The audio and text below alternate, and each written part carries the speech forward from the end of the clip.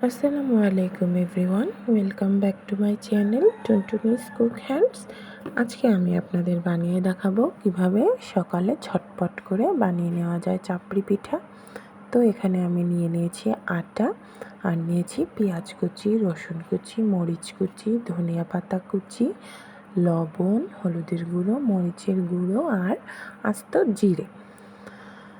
তো আমি এখন এই সবগুলো উপকরণ খুব ভালো করে মেখে নেব।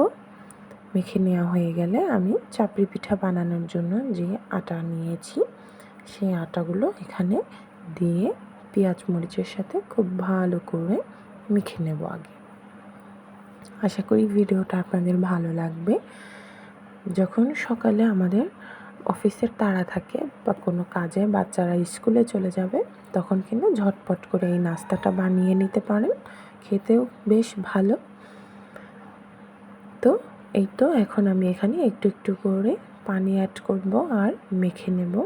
পানি কিন্তু একবারে দিতে যাবেন না, একটু একটু করে দিবেন আর মেখে নেবেন, যাতে পিঠাগুলি বানানোর জন্য ব্যাটারটা একদম সঠিকভাবে চলে আসে। একসাথে পানি দিলে কিন্তু পানি যখন বেশি হয়ে যাবে তখন কিন্তু সমস্যা হবে। এই তো দেখুন আমার ব্যাটারটা একদম রেডি হয়ে গিয়েছে। এখন আমি চলে যাব চাপড়ি পিঠাগুলো বানাতে।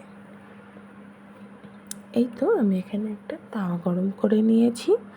এখন আমি এখানে চাপড়ি পিঠার জন্য যে ব্যাটার তৈরি করে নিয়েছি সেগুলো অল্প অল্প করে দিয়ে হাত দিয়ে ভালো করে ছড়িয়ে নেব। আমার ভিডিওটা ভালো লাগলে প্লিজ লাইক, কমেন্ট, শেয়ার করে দেবেন এবং আপনার মতামত অবশ্যই আমাকে জানাবেন। আর প্লিজ আমার চ্যানেলটা সাবস্ক্রাইব করে দিয়ে আমার পাশেই থাকবেন। এই তো এভাবে করে আমি চাপড়িগুলো হাত দিয়ে ছড়িয়ে নিয়েছি। এখন একটা পাশ হয়ে গেলে আমি উল্টে দেব। দেখুন কালারটা কত সুন্দর এসেছে, মাশাআল্লাহ।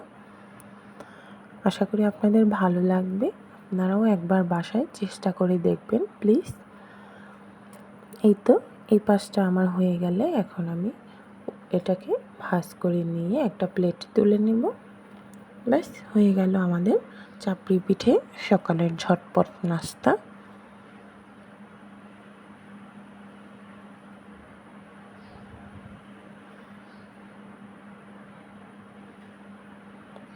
পরবর্তী ভিডিও দেখার জন্য আমন্ত্রণ রইল। ততক্ষণ পর্যন্ত ভালো থাকবেন।